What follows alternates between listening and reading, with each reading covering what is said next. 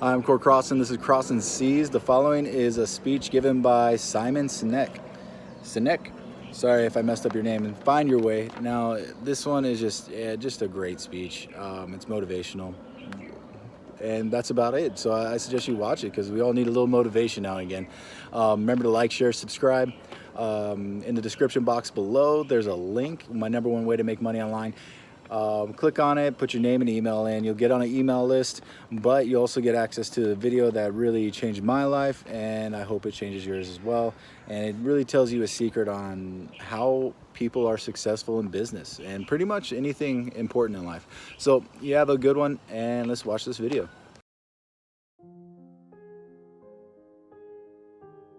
To be a leader requires one thing and one thing only: followers. That's it. It has nothing to do with rank or title. It has to do with whether others are going to choose, that they volunteer, raise their hands and volunteer to go in the direction that you set. We can force people to do things, we can whip them into shape or offer them all kinds of carrots and sticks to get them to do things, but at the end of the day, a true leader is the one where others raise their hand and say, I will follow you. The question is, why should anyone follow you? Now, the human animal is like a company. If we want to get certain behaviors out of the organization, out of people, we give them certain incentives or disincentives. We are exactly the same. If you want someone to perform, if you want them to hit a goal, we set the target, we set the goal, and we offer them some sort of bonus if they get there, and we incentivize the behavior. If we threaten someone with a punishment, we disincentivize the behavior. Wait till your father comes home. You know, anyone who's a parent with gold stars or bonuses or all kinds of things, we're used to this. This is normal. The human body works exactly the same way. If you've ever had a feeling of love, trust, joy, fulfillment, status, pride, those are all chemically produced feelings. They're chemically produced incentives trying to get us, the human body's trying to get us to do certain things to get us to cooperate. Tangible matters.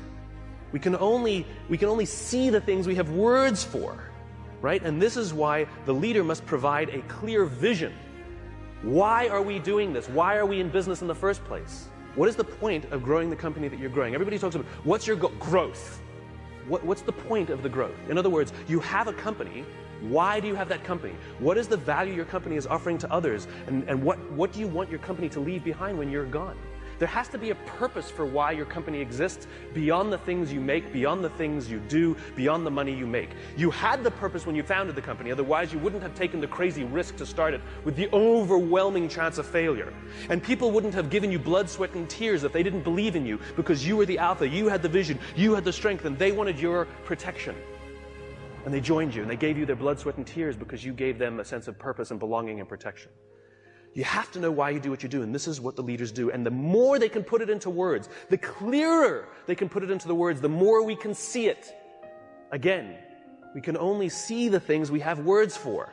And so when you can put these things into words, other people can see them. I have a dream. Martin Luther King put into words the vision, seeing he had. The rest of us could see it too, and now could focus all of our attention, all of our efforts on getting it done. And every metric, and this is the purpose of metrics, every metric we use it's not about the metric. Metrics are supposed to measure progress. In other words, each metric is the tree getting a little bigger. Each metric is us getting a little closer to the gazelle. We get another little shot of dopamine. Each metric shows us that we're getting closer to the vision. It's not just about the numbers at the end of the year. How did we do? We're up. Good. Towards what? Towards what? We don't know what we're getting closer to. And it makes work unfulfilling. Don't know what we're working towards. Dopamine.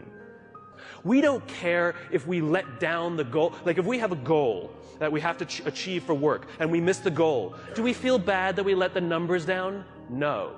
We feel bad that we let somebody we love down.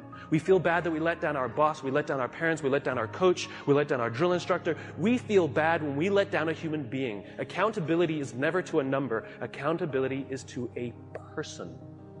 And if there is no relationship with the person who's supposed to look after us and the person we're supposed to be working for, then we don't feel accountable. And this is where leadership becomes really, really important. You see, when we give selflessly, to those in our tribe, offering them protection. Because that's all anybody wants at work. They want to feel safe, comfortable, protected. Think about it as a parent. You know, back in those days, there were no countries, there were no corporations, there were no companies. They didn't exist. There's only one thing that pre-existed all of those things. The family. That's all we had.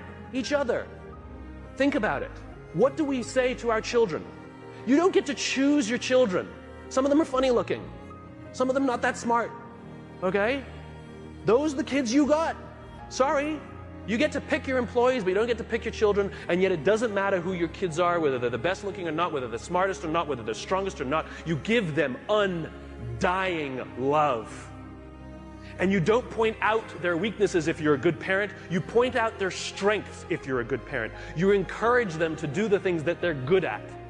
And you hold them up, and sometimes you let them fail and learn for themselves, and sometimes you discipline them, and sometimes you prop them up, and sometimes you push them, and sometimes you let them go. And more than anything else, all we want for our children is to achieve more than we could have achieved. And we will do that by providing them support, a feeling of safety, a feeling of protection. Well, guess what? It ain't no different at work. Stop saying our company is like a family. It is a family. And you are the mother and you are the father. And the minute you hire someone, you must give them undying love, and you must work tirelessly to see that they can achieve more than you could ever have imagined yourself achieving. Those are the best leaders. That's what it means to be a servant leader. Any company, any CEO that says to me proudly, we put our customers first, I always say, then that means you put your employees at least second. We put people first. Human beings come first, not numbers. We sacrifice people to save the numbers, but we don't sacrifice the numbers to save the people. A little bit backwards. And yet when we are willing to sacrifice the numbers to save people, you watch what happens to the people. There's a guy by the name of Bob Chapman in St. Louis, Missouri, who runs a company called Barry Waymiller. It's a $1.6 billion private company with 20% year-over-year growth for the past 20 years. Warren Buffett has 6%. What is Bob's secret? He is obsessed about people. He doesn't even talk about what his company does. It happens to be heavy manufacturing, large capital expenditure machinery. When Kimberly-Clark wants to buy a machine to make toilet paper, they make the machine. Huge, huge blue-collar, sort of good old-fashioned American manufacturing. When the financial crisis hit, Bob's company lost 30% of their revenues off the top. Boom, gone. They could not afford their labor pool at all. And so they sat down and they said, oh my God, do we have to have layoffs? And Bob refused. And so they implemented a furlough program where every employee from CEO to secretary had to take 4 weeks of unpaid time off. They didn't have to take it consecutively, and they could take it whenever they wanted. Those who could afford it more would trade with those who could afford it less. It was remarkable. And Bob told the company, it's better we should all suffer a little than any of us should have to suffer a lot. As human beings, we are biologically designed to cooperate, and we want to help each other. When you give someone the responsibility, when you put them in a position of power or authority for their responsibility, they rise up. Why? Because we all want to feel that our lives have value. We all want to feel that our lives and the work that we do is valuable to the tribe. We all want to know that our company needs us. But we don't make people feel needed, and we don't make their work feel necessary because we take all the responsibility and we don't let them have it. And when people feel fulfilled, when we make them feel necessary and they feel proud because something got done, because they were a part of it, they will give more and more and more and more. People in the Marine Corps are willing to give their lives to people they barely know because they've learned to trust each other. When you show up at Paris Island or in San Diego for the first day of boot camp and you're standing there in the yellow footprints, the drill instructor will yell in your face this far away from you, and the first words they hear, the words I, me, my, are no longer in your vocabulary. They will be replaced with we, together, and us. They are taught that success does not come by yourself. It only comes in a group. There's an old African proverb, to go fast, go alone. To go far, go together. We're all talking about how quickly we're growing our companies, but how long will your company last? 80% of the Dow Index are 35 years or younger. Sure, we build fast-growing companies, but they don't last. I watched it. I went to the Crucible and watched these Marines. The Crucible is their final test before they become Marines. They're out for 56 hours. They get 3 meals, a total of 8 hours sleep the entire time. They're exhausted, they're tired, they're dirty, they're working hard. And you watch a fire squad of 4 guys making their way under barbed wire and shots fired and all of this mayhem and dirt and sand, and it's crazy. And they're dragging themselves across the dirt. And one of the guys is tired and starts falling back, but they have to achieve the mission. They've got to get to the other side. But what do? They stop, they go back, they grab his webbing, and they pull. They slowed themselves down because they'd rather slow down with all 4 than go fast with 3. To go fast, go alone. To go far, go together. Next time somebody says, what are your goals? Stop saying to increase top-line revenues by $1 million or $10 million or whatever you want to do next year. And start saying, we're building a company that's going to last 100 years. Watch the changes that happen inside the company. Devote yourself not to firing people, but to give them an opportunity to contribute. And if they fail, help them up. And if they fail, help them up. And if they fail, help them up. And if you really think they're incompetent and you really don't believe they fit your culture, why did you hire them? Because of their resumes or because they belong? We should treat hiring like adopting a child. We don't adopt children by saying, well, I'd like a blonde-haired, blue-eyed kid, yay high, and I want to make sure that they've done well in preschool before I take them. Well, that's how we hire people. I'm looking for somebody with experience in our industry, with at least 5 years, with this kind of, oh, you meet it, we'll take you. No, that's not what we do. When we adopt a child, we're going to give them the keys to our house and let them run around by themselves, maybe even give them responsibility over our other children. It's a slow decision. We want to get to know the kid. We want to spend a little time with the kid. See if they would fit in our family, if our other kids would get along with them. Hiring is exactly the same. You cannot judge the quality of a company by the good times. We cannot judge the quality of a crew when the seas are calm. We judge the quality of a crew when the seas are rough. And numbers will never come to your aid, ever. People will. If things are going great and everything's growing and you feel that everyone's disposable, guess what? They think the same about you. It's reciprocal. It's always balanced. Time and energy. Roam the halls. Implement policies where if you have something to say somebody, not just the exchange of information, if you want to pay someone a compliment, if you want to ask somebody a question about their work, not about some fact like what time's the meeting, you do not send emails. You stand up, you walk the 35 feet, and you walk into their office and say, hey, quick question for you.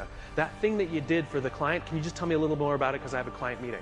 I promise you the relationships that will form simply because people are giving time and energy. It's too quick to send an email. It's too easy. If I come over to your house for dinner, and a day later I send you this beautiful email how grateful I am for the dinner that you made for me, or if I sent you a handwritten note with the exact same words, which one makes you feel better? The handwritten note. It's not the words. It's not the intention. It's the time and energy we take. And if you think you're too busy to give time and energy to your people, then they're too busy to give time and energy to you. It is a balanced equation. I imagine a world in which the vast majority of people wake up every single morning inspired to go to work and come home every single day fulfilled by the work that they do. I believe that loving our jobs is a right, not a privilege. Why should it be just the lucky few who get to love going to work? It is an entitlement that we all have. And by saying love our jobs, it doesn't mean we have to like them every day. We love our children every day, we don't like them every day. Right? We don't have to like every day, it can be hard, but we get to love it every day. And the thing that makes us love our jobs is not the work that we're doing. It's the way we feel when we go there. We feel safe, we feel protected, we feel that someone wants us to achieve more and is giving us the opportunity to prove to themselves and to ourselves that we can. This is the world that I imagine. This is why I do these talks, because I'm just a cog in the wheel, a cog in the machine. I'm just a small piece of the jigsaw puzzle. I come to speak to the nice people like yourselves, because you're the ones who are running companies. You're the ones who are in control of the cultures that you're building. You're the ones who determine who you hire and who you don't. Are you hiring based on skills? You're hiring based on culture. I come and share these ideas with you with the hope that some of you will try some of these things, and over the course of time, you will watch your own cultures improve and the people love coming to work. Oh, and by the way, it's good for innovation, it's good for progress, and it's good for profit, aside. So I thank you very much.